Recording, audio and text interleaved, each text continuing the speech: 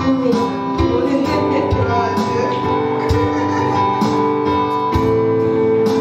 Maintenant, on va pouvoir honorer notre roi des rois. Ce matin, on a cette grâce de pouvoir être debout, de pouvoir nous lever, de pouvoir être dans sa divine présence. Alors, ne loupons pas ce moment. Éloignons tout ce qui n'est pas du Seigneur, tous les soucis, tout notre tracas, on les chasse, on les laisse en dehors de l'église là maintenant. Et là, on va se connecter à Jésus directement parce qu'il est là. Il a dit que là où 2 ou 3 se réunissent, il est au milieu d'eux. Alors, on est plus que 2 déjà ce matin. Donc, du coup, on sait qu'il est là, il est présent, il est là, il est avec nous. Et il a juste envie de nous bénir ce matin. Il a juste envie, par grâce, par sa grande miséricorde, parce que nous ne sommes rien. Mais par son amour, il a envie de nous bénir. Alors soyons connectés ce matin. Soyons vraiment attentifs. Et louons-le de tout notre cœur. Vraiment. Adorons-le en esprit et en vérité. Ne regardons pas ce qui se passe autour, mais regardons à Jésus. Que tous nos regards se tournent vers lui. Amen. Seigneur mon Dieu, nous te remettons ce moment entre tes saintes mains. Nous remettons, Seigneur mon Dieu, mon roi, ce moment de culte, ce moment que nous voulons mettre à part, pour toi, Seigneur.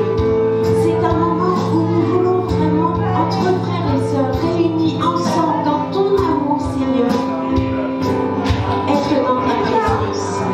Alors merci. Merci de nous faire l'honneur d'être encore présents ce matin. Merci parce que nous savons que tu restes fidèle. Même si nous, parfois, nous sommes infidèles. Même si parfois, nous avons des manquements. Toi, tu restes toujours fidèle. C'est ta grâce. C'est ta grâce, Seigneur. Tu nous aimes et tu nous aimes comme nous sommes. Alors merci, Seigneur, mon Dieu, mon roi. Merci. Merci de nous aider encore à chercher encore plus ta face.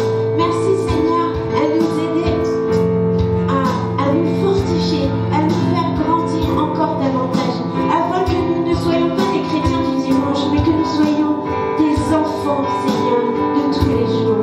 Alors, Seigneur, roi de gloire, vraiment, que ta parole ce matin puisse nous parler. Que ta parole, Seigneur, que ce soit toi qui parles à travers ton serviteur,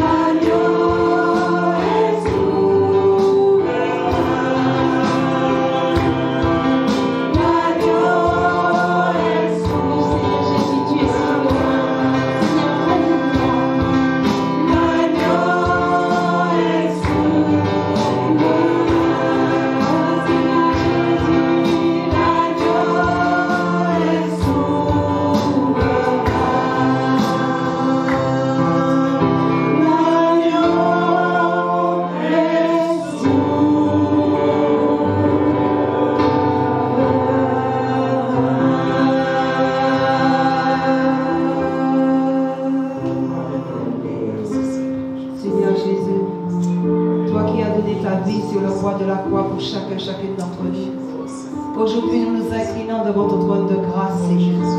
Nous nous inclinons devant toi, Père éternel, mon Dieu, mon roi. Parce que toi, c'est le digne d'être adoré. Toi, c'est le digne d'être élevé. Toi, c'est le digne d'être magnifié.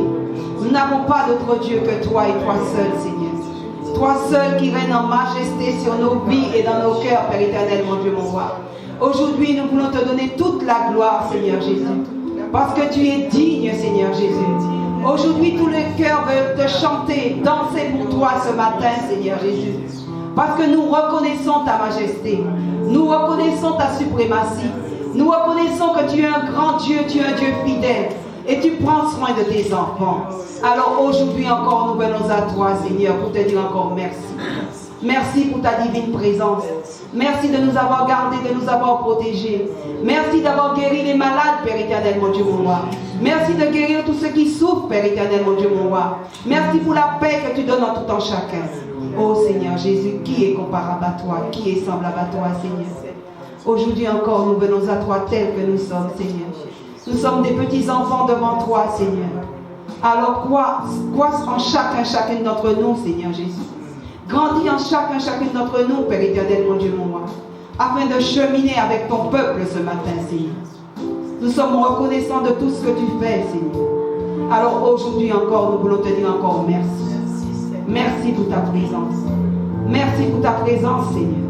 Reçois toute l'honneur, Seigneur Jésus, qui t'est dû, parce que tu es digne, Seigneur. Reçois toute la gloire, Jésus. Amen.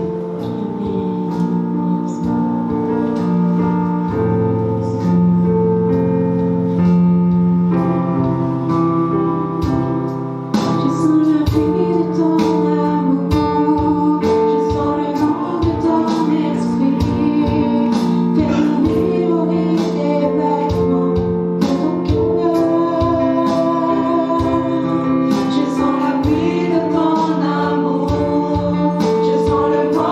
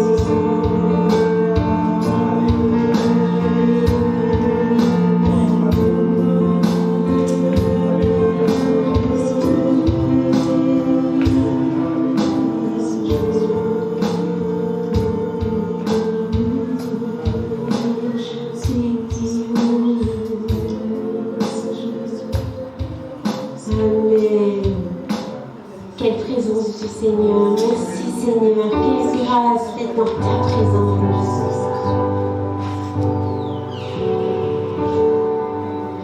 Il est exalté, le roi est au-dessus des cieux. Je veux le louer. Il est élevé à jamais, exalté, je loue son saint nom.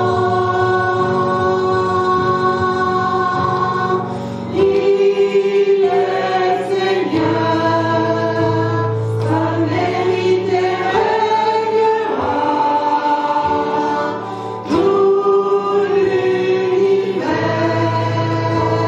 se réjouit en son saint nom. Il est exalté, le roi est au-dessus des cieux. Il est exalté encore une fois. Il est exalté, le roi est au-dessus des cieux. Je veux le louer. Il est élevé à jamais, exalté, et je loue son saint nom.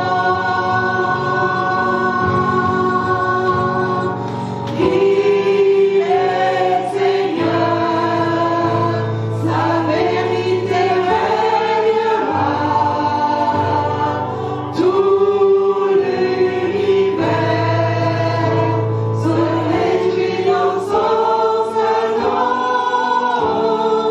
Il est exalté, le roi est au-dessus des cieux. Encore une fois, il est exalté. Il est exalté, le roi est au-dessus des cieux. Il est exalté, le roi est au-dessus des cieux.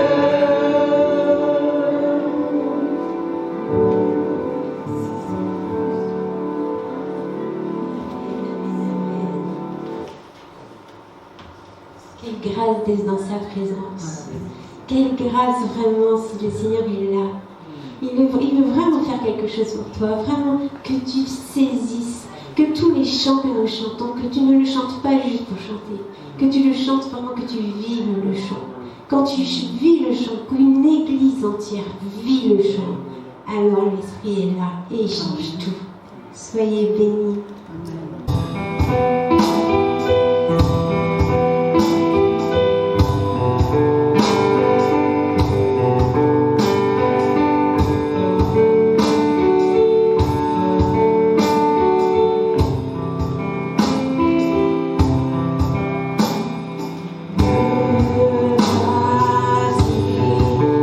Je me demande sur ce nom.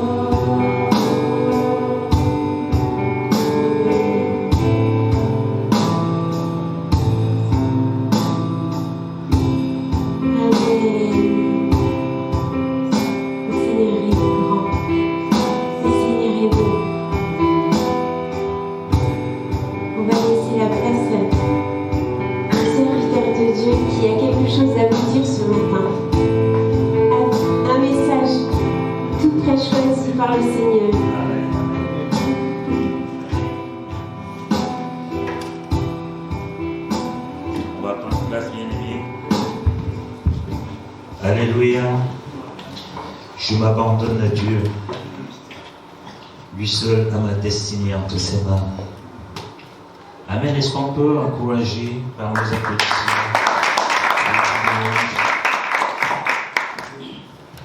Et le Seigneur qui a fait des miracles, qui a ramené sa servante parmi nous ce matin. Dieu est merveilleux.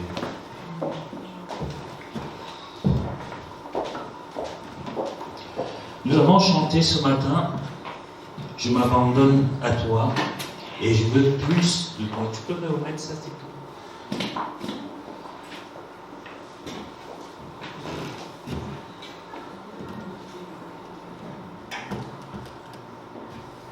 Je m'abandonne, je veux plus te connaître, je veux plus te connaître. Il est souvent, on fait des choses par habitude. Et parfois, l'habitude finit par prendre place. Et en réalité, on ne sait pas pourquoi on le fait. Mais ce matin, il est important de savoir que si je dis à Dieu, je veux plus te connaître, je veux plus de toi, il faut que ce soit sincère, que notre cœur soit ouvert, prêt à le recevoir.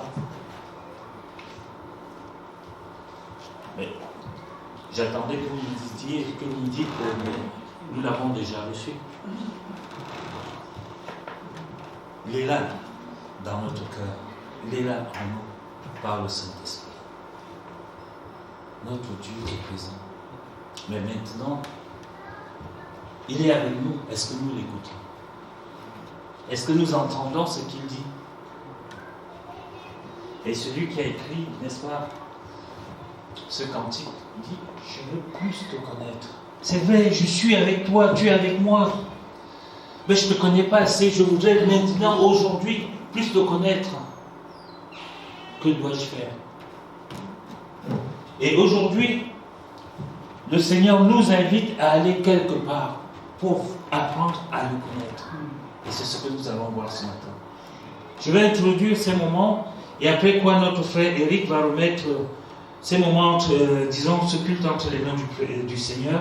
Aussi, il va prier pour tous ceux qui sont malades. Et je voudrais vous donner les nouvelles de Guy Olivier. Son épouse, Laure, est là, les enfants, Princesse et Malcolm. Guy m'a envoyé un message hier. Il m'a dit qu'ils ont procédé à l'inhumation du petit frère, mais que c'était dur. Vous voyez, quand quelqu'un dit que c'est dur, il ne peut plus rien mettre derrière ça. Donc, si tout à l'heure, notre frère Eric va penser à Guy, Olivier, à sa famille, à la maman, le papa, je ne sais pas s'il est toujours vivant, aux frères qui sont restés, aux frères et aux sœurs aussi.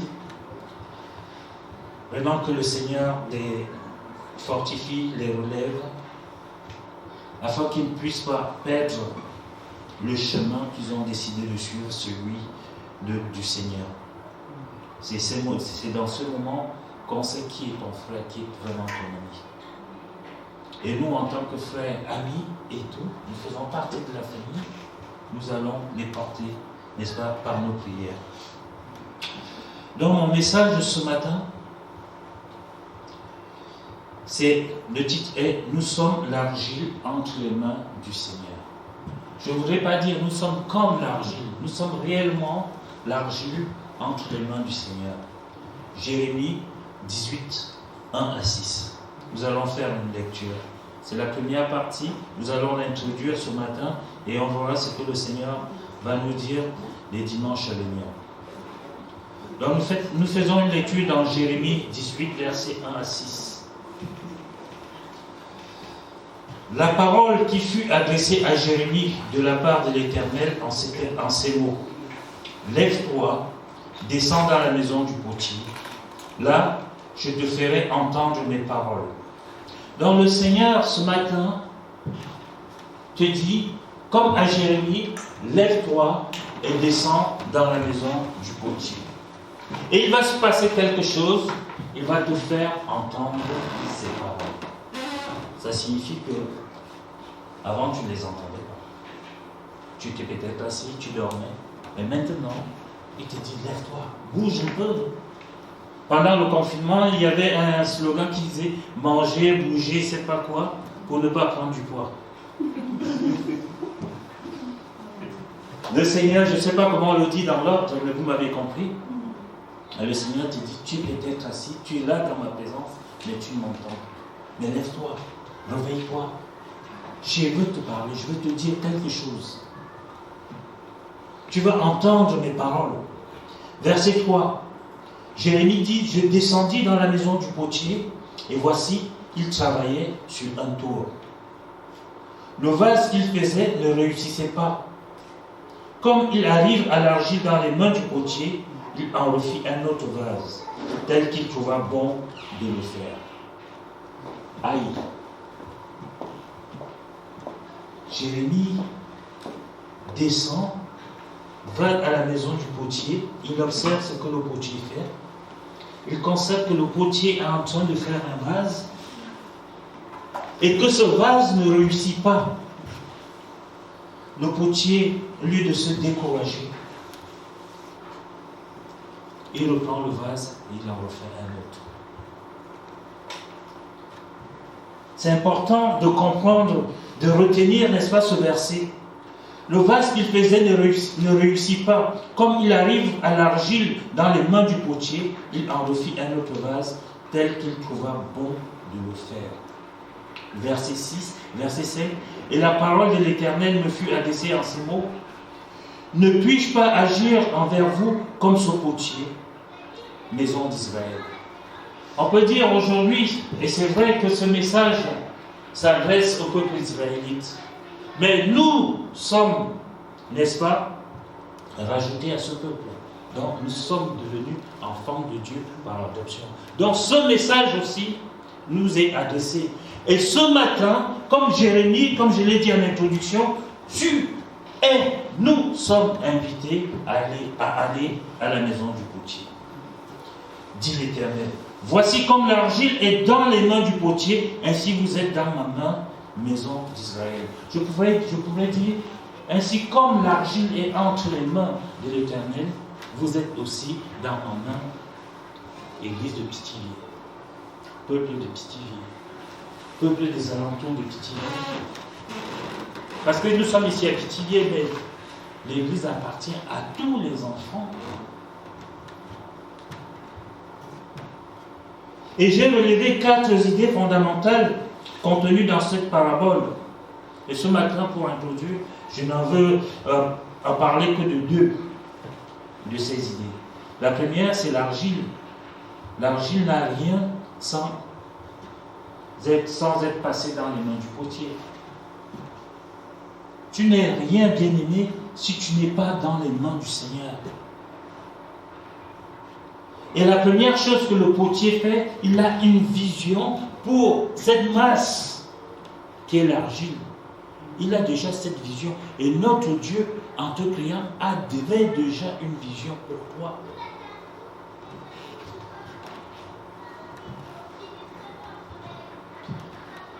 À l'état naturel, l'argile se présente comme une masse lourde, sans forme et sans vie. Chacun déjà a vu ce que c'est la boue.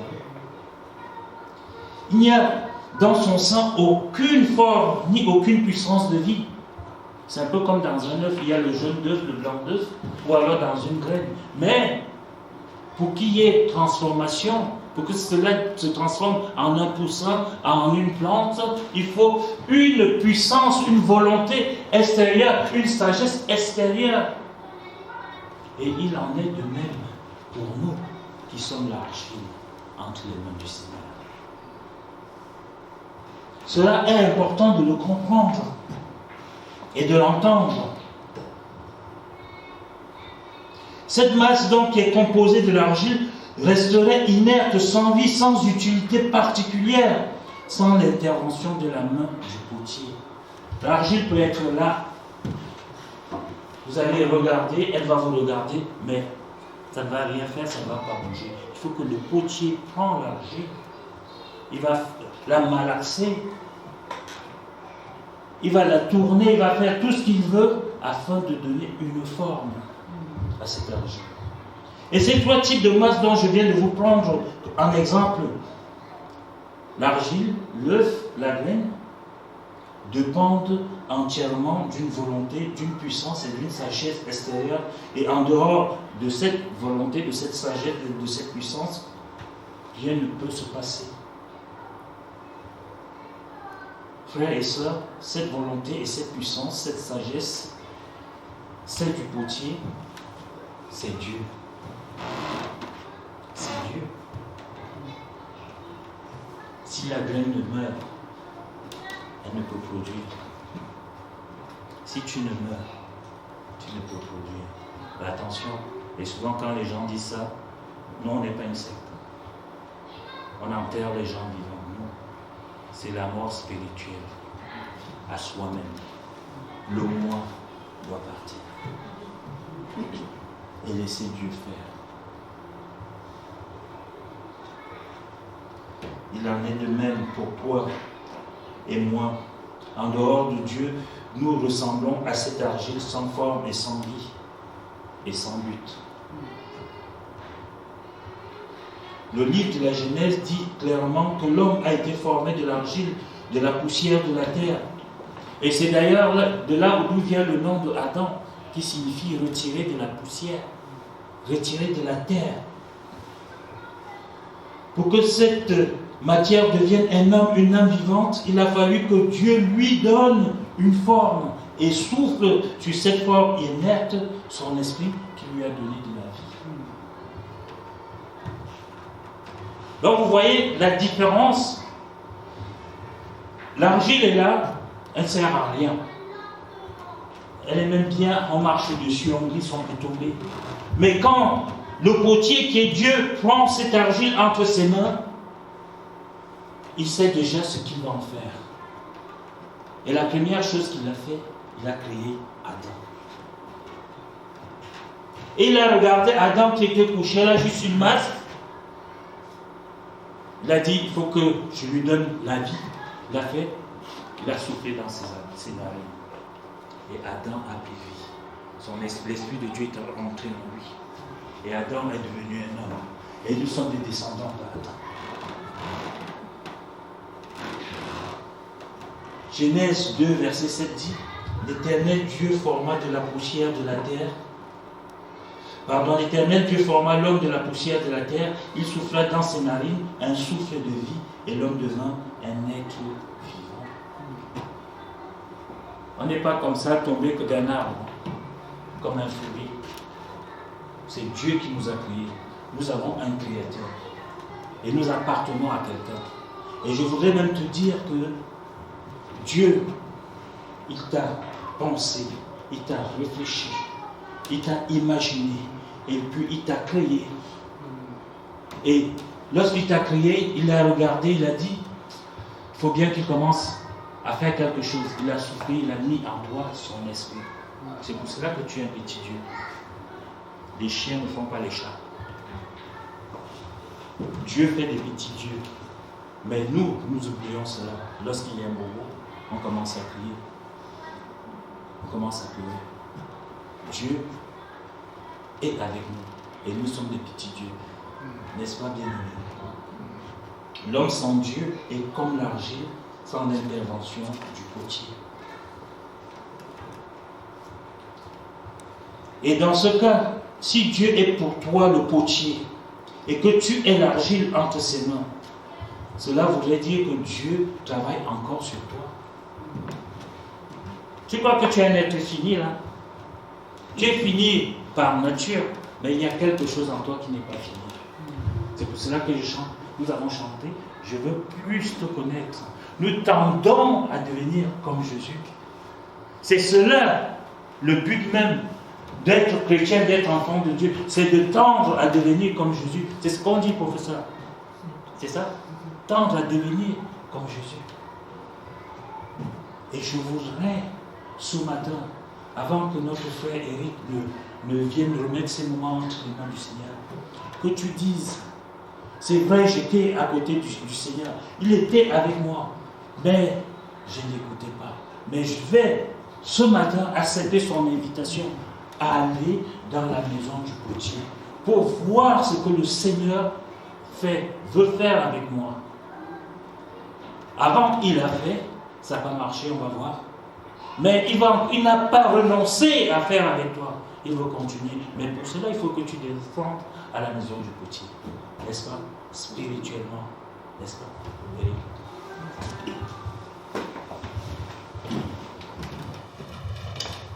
On va prier le Seigneur.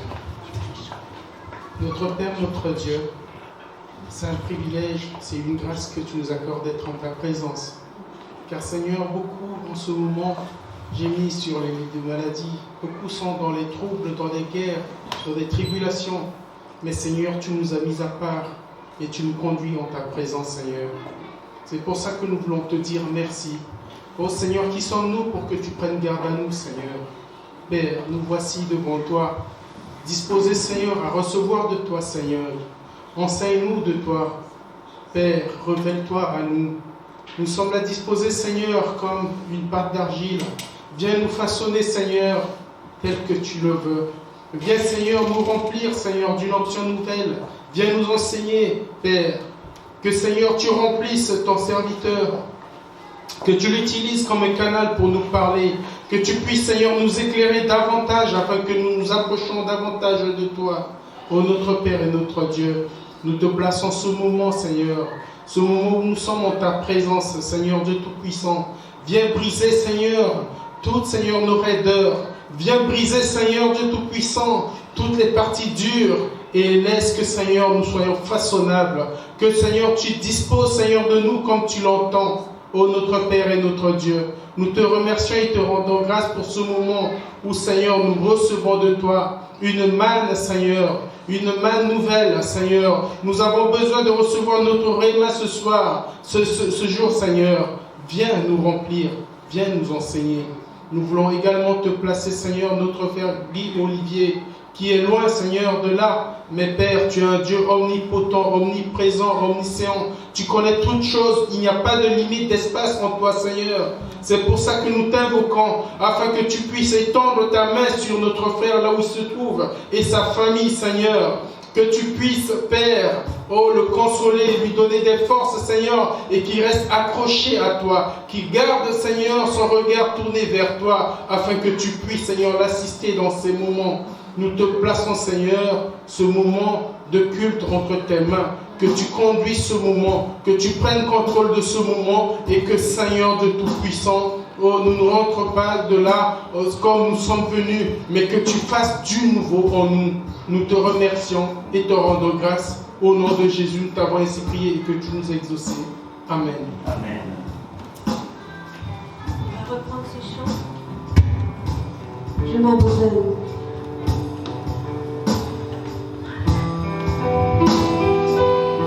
Vraiment que nous puissions le dire avec sincérité du cœur. Que nous nous abandonnions vraiment, que nous ne chantions pas seulement, mais que nous pensions ce que nous chantions.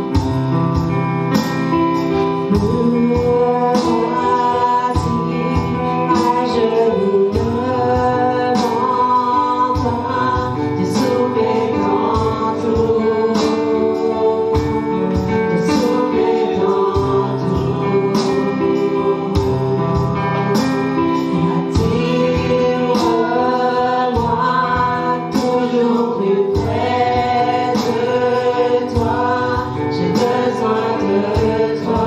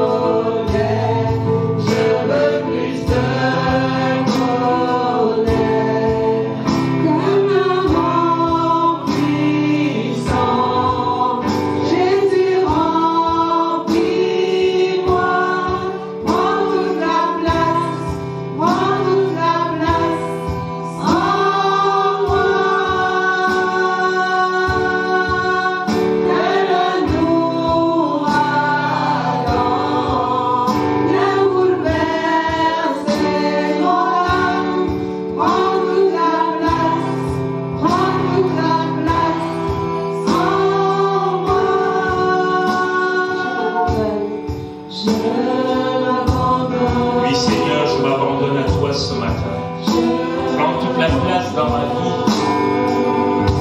Seigneur, qui sommes-nous sans toi? C'est toi qui nous relèves de la boue. C'est toi qui nous guéris. C'est toi qui nous fortifie. C'est toi le divin médecin. C'est toi notre tout, Seigneur Jésus.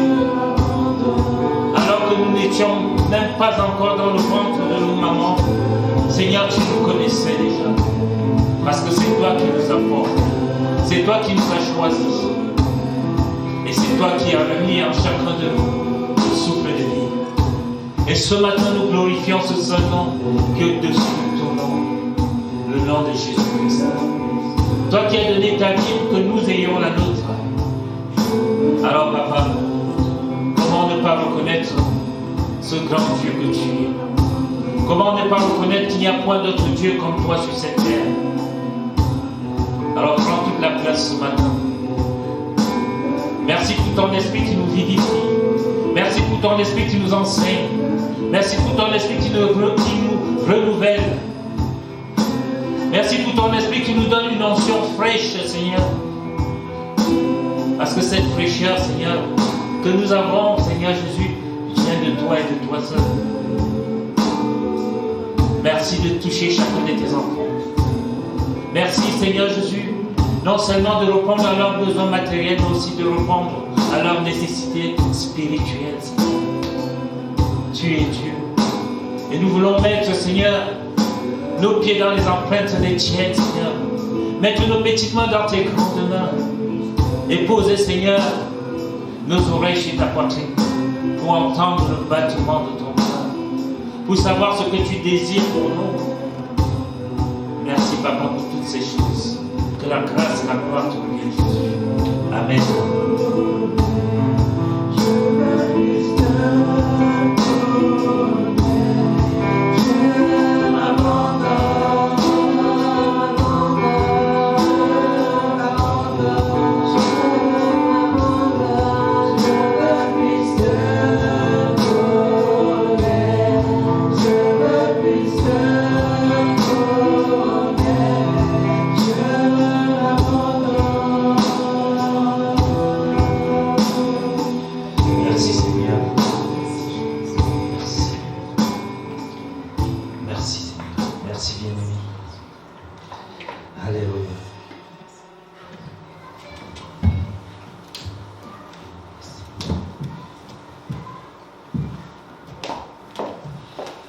Je disais tout à l'heure, à la fin de l'introduction, que si Dieu est pour toi le potier et que tu élargis entre ses mains, cela voudrait dire que Dieu travaille encore sur toi.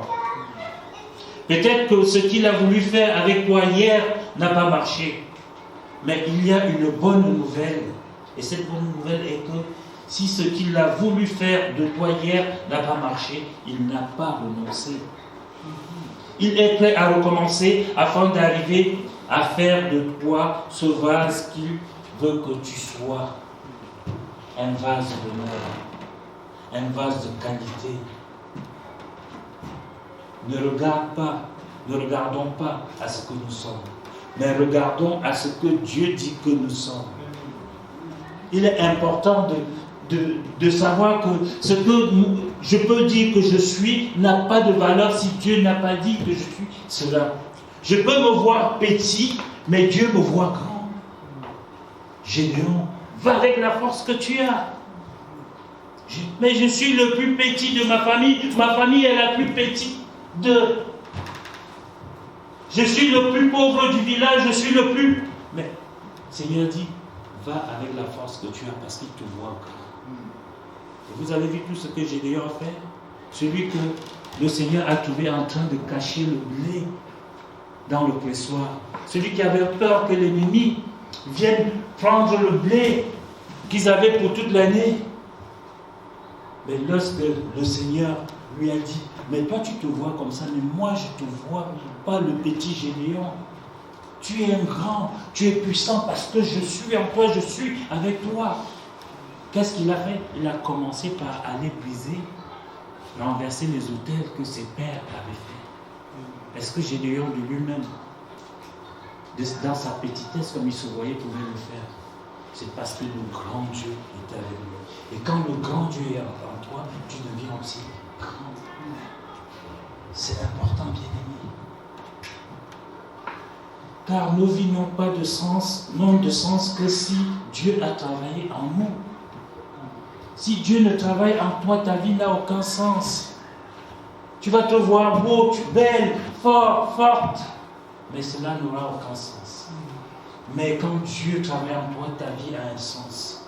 Quand tu passes quelque part, il y a un changement.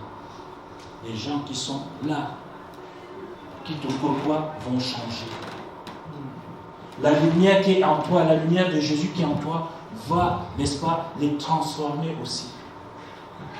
Philippiens 2, verset 13 dit, car c'est Dieu qui produit en vous le vouloir et le faire selon son bon plaisir. C'est pas moi qui le dis, c'est écrit dans la parole de Dieu. Comme Jérémie, chacun de nous est invité chez le potier. Pas moi seul. Ne dites pas c'est le pasteur, il va aller voir et puis il va venir nous dire. Non, c'est chacun de nous. Aujourd'hui, nous sommes tous des Jérémie. Et la première étape que le potier fait sur l'argile, c'est la vision. Et la vision que le potier a, il voit déjà le rendu, ce que cette argile va devenir. Dieu voit déjà ce que tu vas devenir. Il le sait déjà. Et nous allons prendre un cas dans la Bible que nous connaissons tous. C'est le cas de Jacob et son frère Ésaü, les fils de Rebecca et d'Isaac, dans Romains 9, versets 10 à 13. Il nous est dit, et de plus, il en fut ainsi de Rebecca, qui conçut du seul Isaac notre père. Car quoique les enfants ne fussent pas encore nés, ils n'eussent fait ni bien ni mal, afin que le dessein d'élection de Dieu subsistât sans dépendre des œuvres, et par la seule volonté de celui qui appelle. Et il fut dit à Rebecca, l'aîné sera assujetti au plus jeune, selon qu'il est écrit. J'ai aimé Jacob et j'ai haï Ésaü. Ah, il n'était pas encore né. Dieu a dit à sa maman que l'aîné sera assujetti au petit. C'est Dieu qui choisit. Il fait de toi ce qu'il veut. Dans la vie naturelle, dans nos vies ici, c'est souvent l'aîné, même s'il est abouti, c'est lui l'héritier. Mais là, le Seigneur inverse les choses. Il dit, l'aîné sera assujetti au petit. Et il dit lui-même, on va dire que j'ai aimé Jacob et que j'ai haï Ésaü. Mais ce n'est pas vrai. Il aime les deux. Mais il fait avec toi ce qu'il veut. Que tu sois. Il a voulu que nous soyons ici ce matin. Et nous sommes là. L'argile n'a aucune valeur sans l'action du potier. La vie d'un homme sans Dieu est un échec. Par conséquent, la valeur de notre vie dépend absolument et uniquement de Dieu.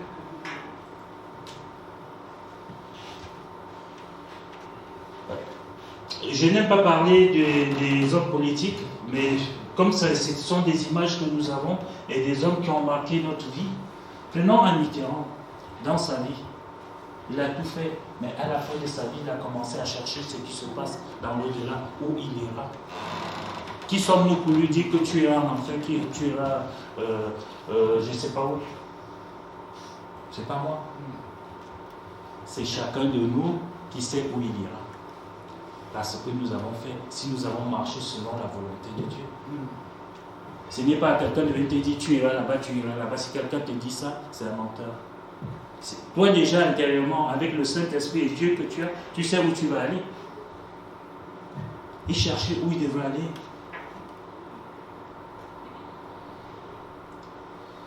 Jérémie remarque que le potier faisait un vase. Dieu sait exactement ce qu'il veut faire avec toi, avec l'argile que tu es entre ses mains. Il a planifié ta vie d'avance. Et ne regrette pas trop ce qui n'a pas marché. Et souvent, nous regardons en arrière, un peu comme celle qui s'est transformée en statue de sel. Ne regarde pas en arrière, mais continue. Romains 9, 21 dit, le potier n'est-il pas maître de l'argile pour faire avec la même masse un vase d'honneur et un vase d'un usage vil? C'est le potier, il est le maître de l'argile. Il fait ce qu'il veut avec.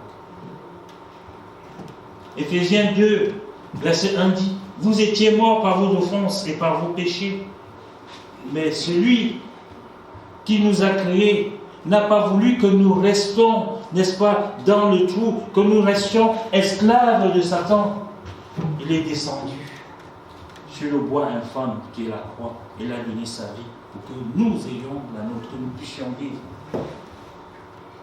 Et la deuxième étape que le potier fait avec l'argile, il choisit librement et souverainement. Personne ne l'oblige à choisir. Il fait ce qu'il veut. C'est lui qui choisit.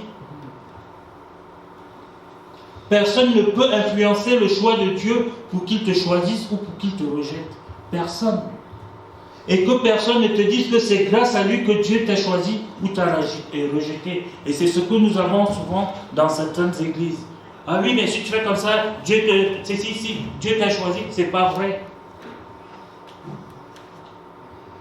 Ce n'est pas une personne qui dicte à Dieu ce qu'il va faire.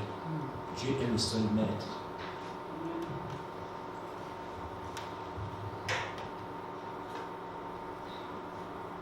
Il est maître de son ouvrage. Si un potier veut fabriquer quelque chose, c'est lui qui va aller chercher l'argile. L'argile ne marche pas. Elle ne peut pas aller d'elle-même vers le potier. Ce n'est pas possible. C'est le potier qui va vers l'argile. Il va choisir. Je t'ai choisi pour que tu deviennes. Tu es un peuple acquis. Un peuple choisi par Dieu. Et je voudrais te dire aussi que si Dieu n'était pas intéressé par toi, il ne serait pas venu vers toi, il ne serait pas venu te chercher. Tu seras encore là où tu es, où tu étais. C'est lui qui a fait le premier pas. On va prendre l'exemple de quelqu'un que nous connaissons bien. Il n'avait pas demandé d'être roi. Il était même absent le jour où le prophète est allé chez son père choisir le futur roi. Il n'était pas là. Son père l'avait même déjà oublié. Il ne voyait pas en lui un roi, mais Dieu voyait en David un roi, un homme selon son cœur. Il est allé le chercher là où il était. Quelqu'un sait où David était? Où? Il était en train de faire paître les moutons. Il était berger en train de paître les brebis. On l'a oublié là-bas. Quand Dieu dit à son prophète, va là-bas, le prophète voit des gens qui sont beaux, des belles coiffures, qui parlent bien, sont présentables. Le prophète dit, ah c'est lui. Dieu dit, c'est pas lui. Parce que l'humain, il voit à ce qui se passe là, à notre physique. Et Dieu lui voit le cœur. Et avant même, rappelez-vous que David, où il était là-bas, il était en formation avec Dieu, personne ne savait, lui-même ne savait pas. Quand l'ours, le lion venait, qu'est-ce que David faisait? Il se battait avec, il attrapait, il déchirait. Il défendait les petites brebis de la famille. Dieu le formait pour que lorsqu'il sera au palais royal, il puisse avoir la capacité, la force. Pas comme Saül qui fait un pas en avant, deux pas en arrière, un pas en avant. David n'a pas fait ça. Pourquoi? Parce qu'il a été formé par Dieu. Voyez-vous, il y a Saül choisi par les hommes et David choisi par Dieu. Il y a une différence. Et ne portez pas les vêtements de quelqu'un d'autre. Quand David est allé voir Saül, c'est pas mon message, je vais un peu, je sors un peu de là. Quand David est allé voir Saül, il dit, moi, je peux tuer cet incirconcis qui insulte mon Dieu. Saül va dire, hey, toi petit, tu es beau, tu as des yeux, je ne sais pas comment, tu es blond, mais tu ne vois pas que c'est un homme de guerre. David va dire que deux petites choses. Où je suis là-bas, quand l'ours vient, quand le lion vient pour attaquer mes brebis, moi je les attaque. Il n'y a personne. Je les déchire. Dieu le préparait, Dieu lui a donné une force. Qui parmi eux avait déjà combattu contre un lion, contre un ours? David, c'est le petit David. Quand les frères de David vont le voir, ils vont dire, oh toi l'orgueilleux, s'il te plaît, calme-toi. Ne viens pas nous chercher des problèmes ici, parce que notre père va nous regarder, va dire encore quand tu as laissé faire. David va aller, on va ramener David chez Saül. Saül va lui donner ses vêtements d'apparat. David va les mettre, il va obéir au roi. Mais il va commencer à marcher, il ne peut même pas bouger. Comment tu vas aller te battre avec quelqu'un, tu ne peux même pas marcher, tu ne peux pas bouger avec tout ce qu'on t'a mis dessus. On t'a mis un char de guerre sur toi, on te dit va combattre. David va dire, il va se rappeler, il va rentrer en lui-même. C'est ce que le Seigneur nous invite à faire ce matin. Aller chez le potier et voir ce qu'il fait. David va rentrer en lui-même, il va dire, quand je lutte contre le lion, contre l'ours, est-ce que j'ai besoin de tous ces vêtements? Il va enlever ça. Il va se sentir léger, il va se sentir lui-même, il va ressentir la force que le Seigneur a mis sur lui. Parce que les vêtements d'apparat de Saül empêchaient à la puissance de Dieu d'agir. Ça l'écrasait. Et si David avait même pu combattre Goliath avec, on aurait dit, c'est les vêtements de Saül. Hein. Ce sont les vêtements de Saül. On ne vole pas la gloire à Dieu. On partage sa gloire. Il nous donne de profiter de sa gloire. Mais il ne veut pas que Dieu est un Dieu jaloux.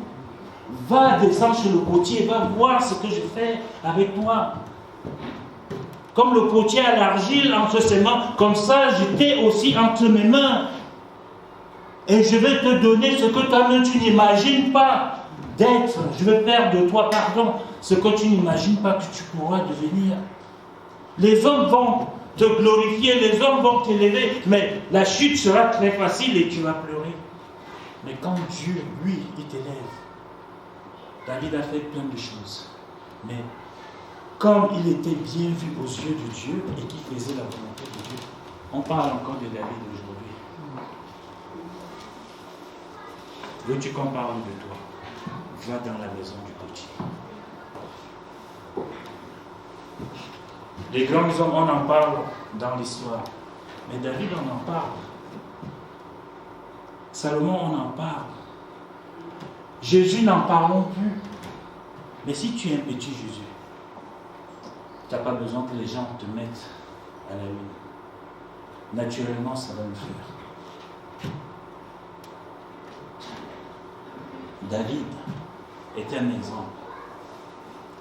Il est entre les mains du Seigneur.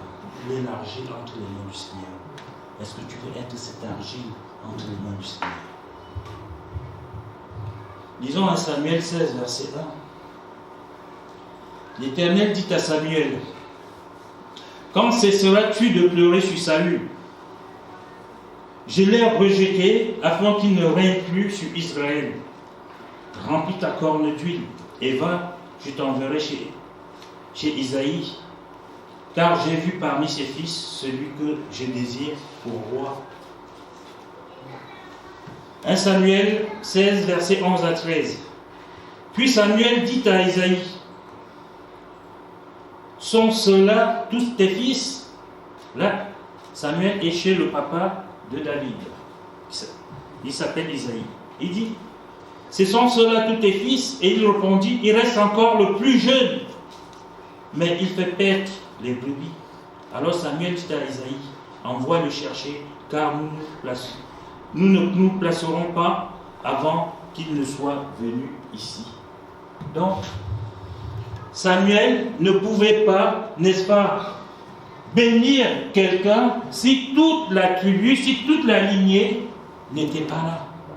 Parce qu'il avait passé tout le monde en revue, toutes les personnes, tous les enfants que Isaïe, le père, pensait que c'était eux qui allaient être rois. Mais il a oublié le plus petit, le plus chétif, celui qui fait nourrir la famille, qui garde les brebis. Peut-être que vous êtes là sans le savoir, en train de garder les brebis de Dieu. Et pendant ce temps, Dieu vous forme pour autre chose, mais vous vous plaignez toujours.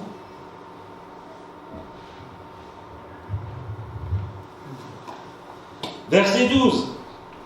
Isaïe envoya chercher, or il était blond, avec des beaux cheveux et une belle figure. L'Éternel dit à Samuel, lève-toi, oins-le, car c'est lui.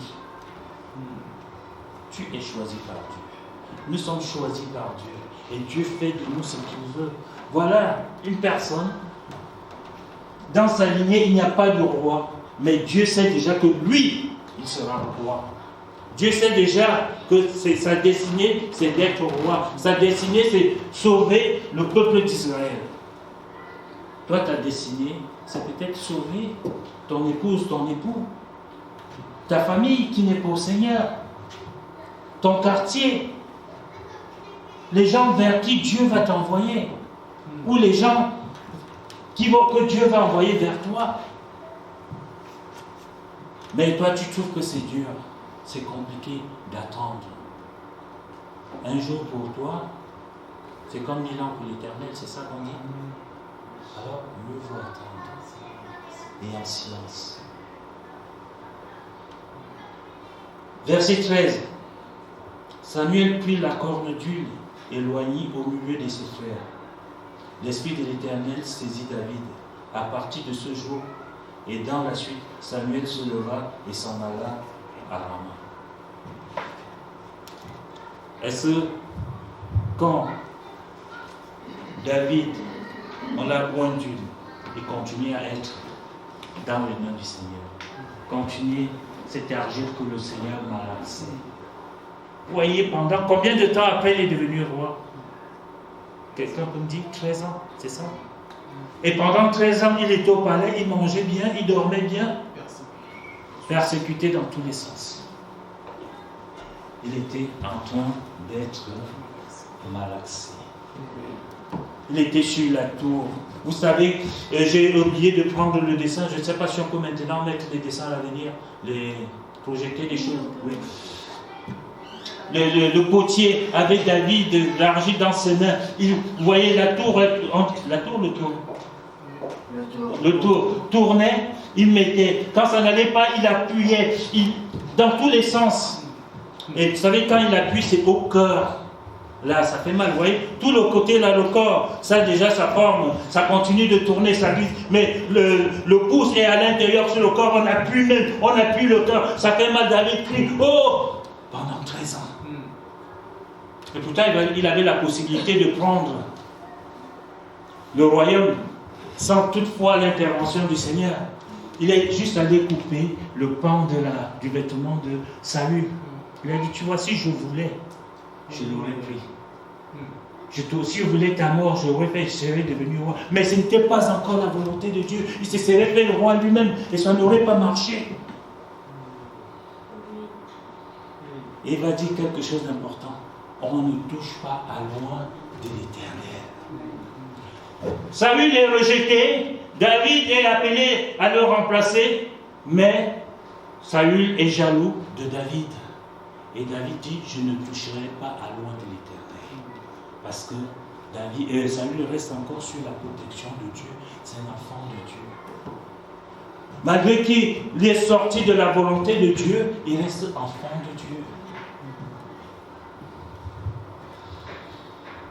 Dieu te connaît, il t'a choisi et ne te méprend pas et ne permet pas au diable de te mentir. C'est souvent ça notre problème. Nous savons que nous sommes enfants de Dieu, mais nous laissons une porte ouverte au diable et il nous ment. Et c'est cela qui nous éloigne souvent de Dieu, alors que ce n'est pas la volonté de Dieu. Tu es sur le tour et Dieu est en train de te préparer à quelque chose de nouveau pour toi, à quelque chose de merveilleux. Jean 15, verset 16 dit, Ce n'est pas vous qui m'avez choisi, c'est Dieu qui parle, c'est le Seigneur qui parle. Mais moi, je vous ai choisi et je vous ai établi afin que vous alliez et que vous portiez du fruit et que votre fruit demeure, afin que ce que vous demandez au Père en mon nom, il vous le donne. C'est ce que David a fait. Il n'a pas pris. Il n'a pas usé de malice contre Saül pour profiter de prendre le royaume. Il a continué à fuir de goutte en goutte. Je vais conclure, vous pouvez prendre la place. Bien-aimé, le potier, qui est notre Dieu, qui est notre Seigneur, est sage. Dieu ne choisit pas toujours selon les critères des hommes. Il choisit avec sagesse, et sa sagesse va souvent te surprendre et surprendre les gens qui sont autour de toi. Et il est capable de prendre ce que l'homme rejette ou néglige. Dieu est capable de prendre ce que tout le monde a rejeté. Comme ce fut pour son fils Jésus, ils ont rejeté la pierre principale de la maison qui était le Christ. David, on l'a rejeté. Ah oui, c'est un petit, il est bon qu'à garder les brebis. Mais Dieu a dit que c'est lui, le futur roi d'Israël. 1 Corinthiens, 1 verset 28, il dit, et Dieu a choisi les choses viles du monde, et celles qu'on méprise, celles qui ne sont point, pour réduire à néant celles qui sont. Tu fais partie de quelque chose que Dieu a choisi. Donc, ne te méprise pas. Laisse Dieu continuer à travailler ta vie, ta personne. Il veut en faire de toi. Je ne veux pas dire, on est déjà des princes et des princesses. Mais il veut faire de toi ce que lui veut que tu sois. Pas ce que nous voulons être. Amen.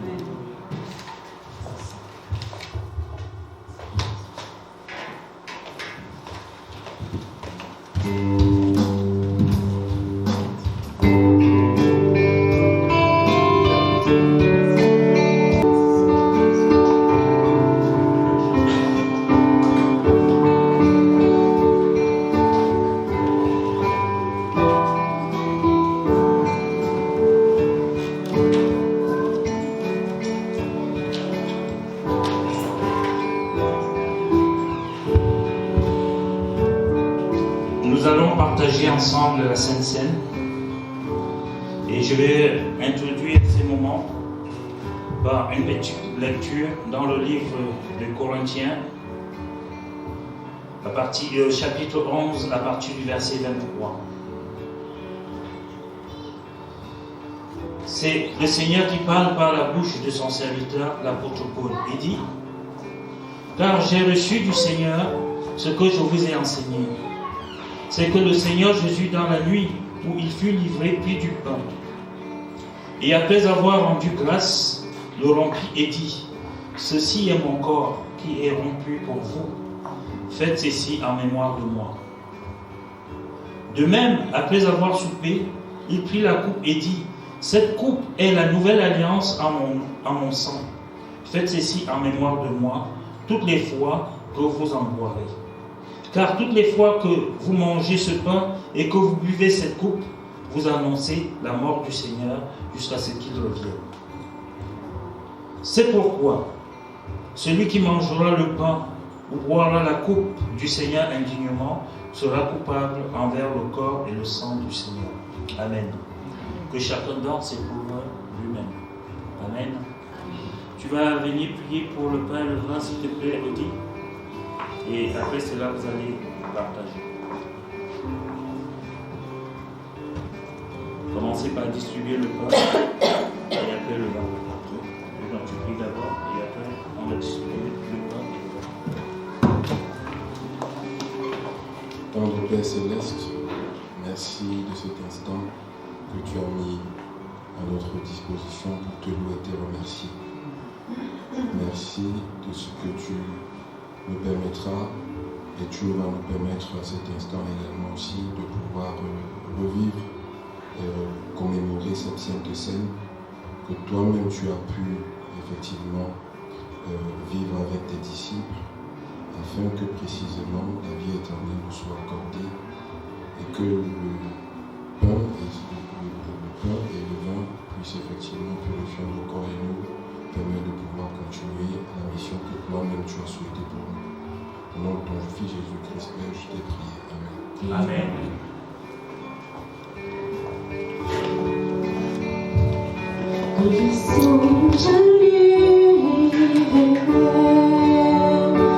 Les astres que tu as créés, les océans, les mers, tout me révèle ta majesté. Alors mon cœur peut s'écrier de tout mon cœur, je veux chanter. Oh Dieu, tu es infiniment grand, éternel puissant, roi majestueux. Oh Dieu, tu es infiniment grand, éternel puissant, roi majestueux.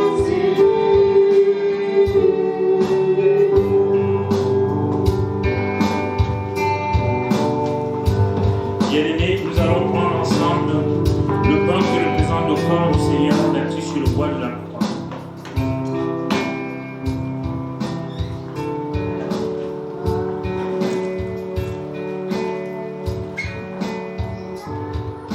Et nous allons boire ensemble cette coupe qui représente le sang de notre Seigneur versé sur le bois de la croix pour chacun de nous.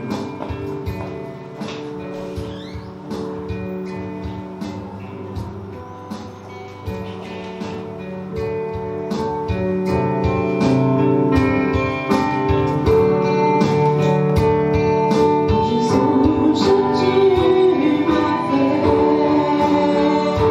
que tu t'es révélé à moi. Pour moi tu as tout créé, tout me révèle ta bonté. Alors mon âme peut s'écrier. De tout mon cœur, je veux chanter. Oh Dieu, tu es infiniment grand, éternel puissant, roi majestueux. Oh Dieu, tu es infiniment grand, éternel puissant, roi majestueux. On va refaire au Dieu, tu es infiniment grand ensemble. Et vraiment qu'on le chante de tout cœur. Parce que rien n'est plus grand que notre Dieu. Oh Seigneur, mon Dieu.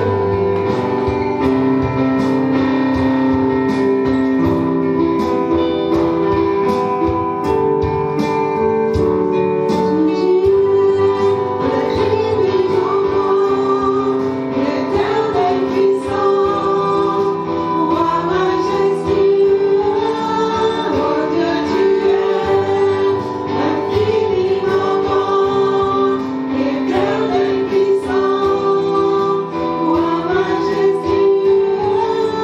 Oh Dieu, tu es infiniment grand, éternel puissant, roi majestueux.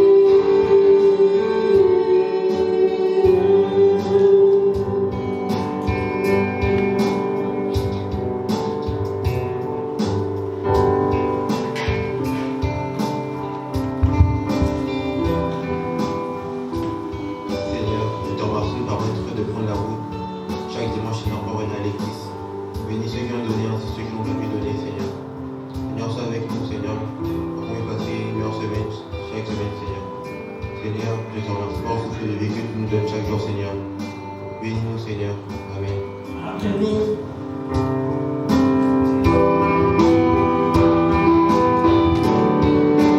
Oh Dieu, tu es infiniment grand, éternel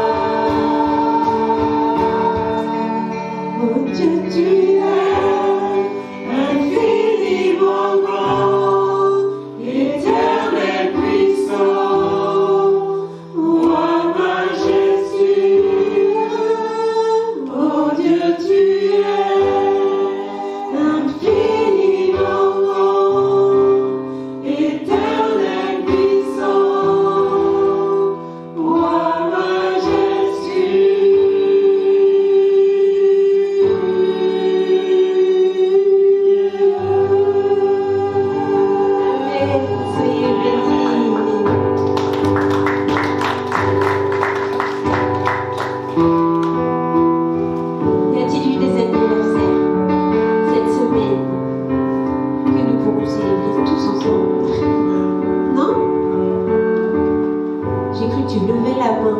J'ai eu peur que je n'étais pas au courant.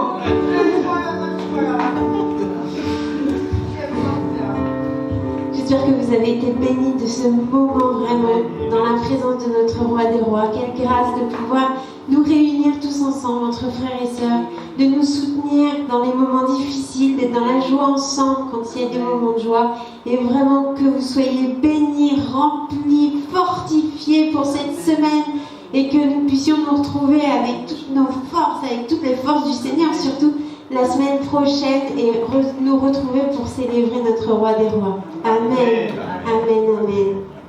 Alors on va finir tout en continuant à glorifier notre Roi des Rois.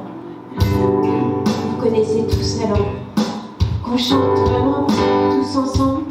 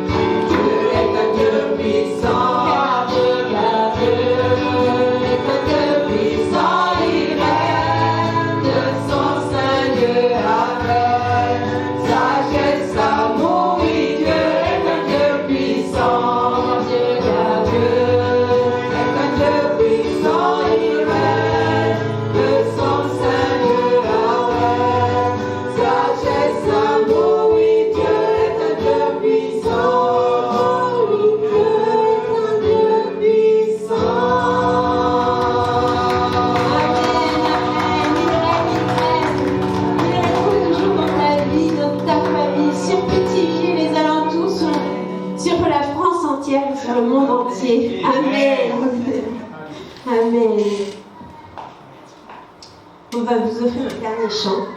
Celui-là, je pense que vous ne connaissez pas très bien.